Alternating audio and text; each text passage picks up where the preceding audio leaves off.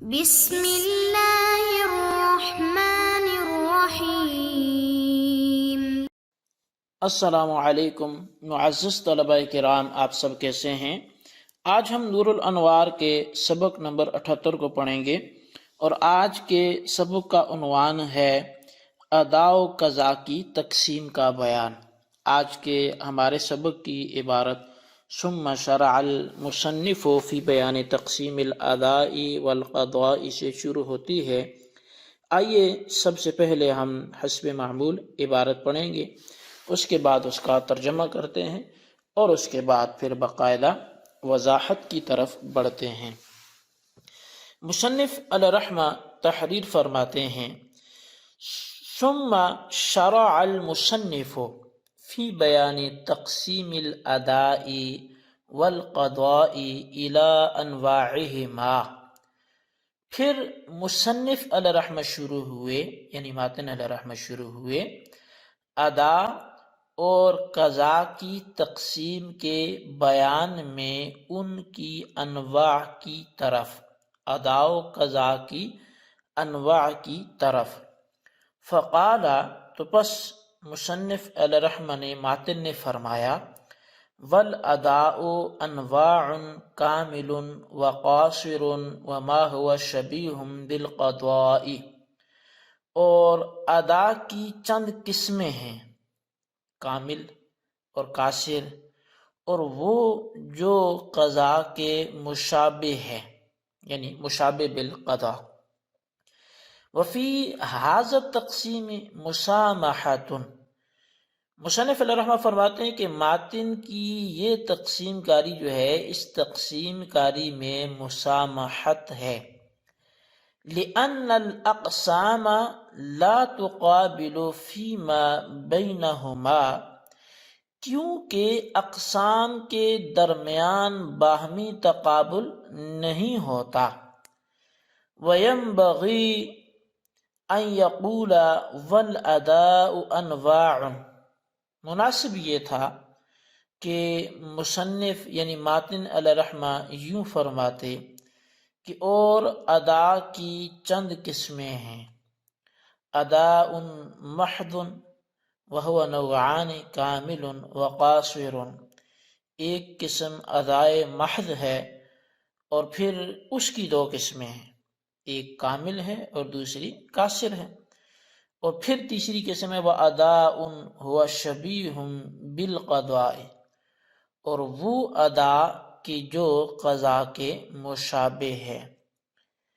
وَيُعْنَى بِالْأَدَاءِ الْمَحْضِ مَا لَا يَكُونُ فِيهِ شِبْهٌ بِالْقَضَاءِ بِوَجْهٍ مِّنَ الْوُجُوهِ۔ اور ادائے محض سے مراد وہ لیا جائے گا کہ جس میں قضا کی مشابہت نہ ہو، تمام وجوہات میں سے کسی بھی وجہ سے جو ادا کے مشابہ نہ ہو، اس کو مراد کیا جائے گا ادائے محض سے۔ لا من حیث تغیر الوقت ولا من حیث التزامہ، نہ تو وقت کے تغیر کے اعتبار سے مشابہت ہو، اور نہ اس کے التزام کے اعتبار سے مشابہت ہو۔ وَيُعْنَى بِالشَّبِیہِ بِالْقَضَاءِ مَا فِيهِ شِبْهٌ بِهِ مِنْ حَيْثُ التزامہ۔ اور شبیہ بالقضاء جو قسم ہے، اس سے مراد لیا جائے گا اس قسم کو جس میں اس طرح کی کوئی مشابہت ہو۔ اور مشابہت کیا ہو؟ ما فیہ شبہ بہ من حیث التزامہ، اس کی التزام کے اعتبار سے مشابہت ہو۔ وَيُعْنَى بِالْكَامِلِ مَا يُؤَدَّى عَلَى الْوَجْهِ الَّذِي شُرِعَ عَلَيْهِ۔ اور کامل سے مراد لیا جاتا ہے وہ جس کو ادا کیا جائے اس طور پر کہ جس پر اس کو مشروع کیا گیا تھا۔ وَبِالْقَاصِرِ مَا هُوَ خِلَافُهُ، اور قاصر سے مراد لیا جاتا ہے وہ جو اس کے برخلاف ہو۔ جی طلبہ کرام، یہ ہمارے آج کے سبق کی عبارت اور اس کا ترجمہ تھا۔ اب آئیے اس کی باقاعدہ وضاحت اور جو تشریح ہے اس کی طرف بڑھتے ہیں۔ مصنف علیہ رحمہ یہاں سے در حقیقت ادا اور قضا کی تقسیم بیان فرما رہے ہیں۔ چنانچہ فرمایا کہ ادا کی 3 قسمیں بنتی ہیں، ایک ادائے کامل ہے، دوسری ادائے قاصر ہے، اور تیسری ادا مشابہ بالقضا ہے۔ ملا جیون علیہ رحمہ جو صاحب نور الانوار ہیں، جو شارح ہیں منار کے، انہوں نے فرمایا کہ ماتن کی بیان کردہ تقسیم میں مسامحت ہے۔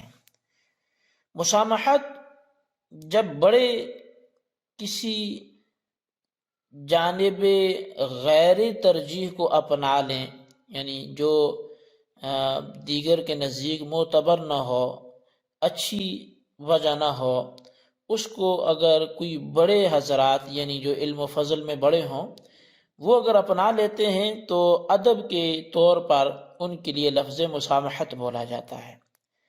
اگر کوئی عام بندہ وہ بات کرتا تو شاید اس کے لیے لفظ غلطی کا استعمال کیا جاتا کہ فلاں نے غلطی کی، لیکن چونکہ وہ بڑے ہیں اور ایسے معاملات میں آگے پیچھے کچھ نہ کچھ ہو جاتا ہے، تو اس لیے ان کے بارے میں ادب کا لفظ مسامحت کا استعمال کیا جاتا ہے۔ تو فرمایا کہ مصنف نے یہ جو تقسیم بیان کی ہے اس میں ان سے مسامحت ہو گئی ہے، اس طور پر کہ ایک تقسیم کے اقسام کے درمیان باہمی تقابل کا پایا جانا ضروری ہے، حالانکہ مذکورہ بالا جو اقسام ہیں ان کے درمیان اگر آپ دیکھیں تو ان کے درمیان تقابل موجود نہیں ہے، اس لیے کہ وہ ادا جو مشابہ بالقضا ہے، اس میں اگر نماز کے تمام حقوق کی رعایت کی گئی تو وہ ادائے کامل میں داخل ہو جائے گی، اور اگر تمام حقوق کی رعایت نہ کی گئی تو وہ ادائے قاصر میں داخل ہو جائے گی۔ حاصل یہ کہ تیسری قسم اول کی دونوں قسموں کے ساتھ جمع ہو جاتی ہے، اور جب تیسری قسم اول کی دونوں قسموں کے ساتھ جمع ہو جاتی ہے تو ان کے درمیان باہمی تقابل نہ رہا، تقابل ہوتا تو یہ ایک دوسرے کے غیر ہوتی، حالانکہ ایک تقسیم کے اقسام کے درمیان باہمی تقابل کا پایا جانا ضروری ہے، تو لہٰذا یہاں چونکہ ان کے درمیان تقابل ہی نہیں ہے تو اس لیے یہ باہمی اقسام بھی درست نہیں ہے۔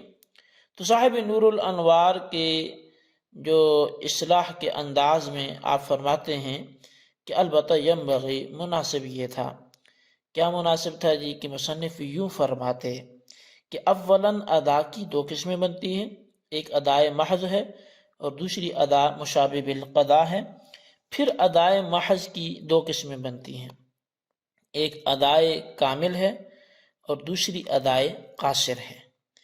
اس صورت میں ادا کی پہلی دونوں قسموں ادائے محض اور ادا مشابہ بالقضا کے درمیان بھی تقابل موجود ہے، کیونکہ ادائے محض سے مراد یہ ہے کہ ادا میں کسی بھی اعتبار سے قضا کے ساتھ مشابہت موجود نہ ہو، نہ وقت کے تغیر کے لحاظ سے، نہ التزام ادا کے لحاظ سے، یعنی ادائے محض میں ایسا نہیں ہوتا کہ ادا کا التزام تو ایک جہت پر کیا ہو اور اس کو ادا دوسری جہت پر کیا ہو، اور ادا مشابہ بالقضا سے مراد یہ ہے کہ ادا میں التزام کے لحاظ سے قضا کے ساتھ مشابہت موجود ہو، یعنی ادا مشابہ بالقضا میں ادا کا التزام ایک جہت پر ہوتا ہے اور اس کی ادائیگی دوسری جہت پر ہوتی ہے، اور ادائے محض کی دونوں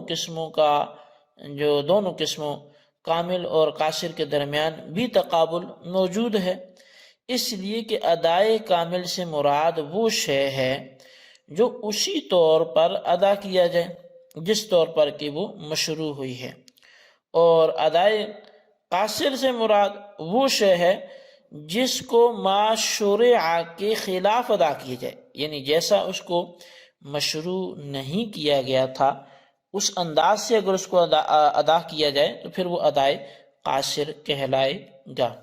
جی طلبہ کرام، یہ ہمارا آج کا سبق تھا، اس کی تفصیل بھی آپ نے سماعت فرمائی۔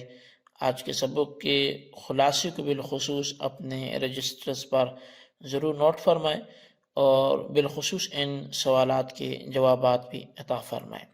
سوال نمبر 1 یہ ہے کہ ادائے کامل سے کیا مراد ہے، وضاحت فرمائیں۔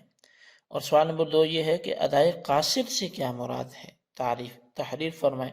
اللہ تبارک و تعالیٰ سے دعا ہے جو کچھ ہم نے پڑھا سنا اسے یاد رکھنے کی توفیق نصیب فرمائے، آمین بجاہ نبی الامین صلی اللہ علیہ وسلم۔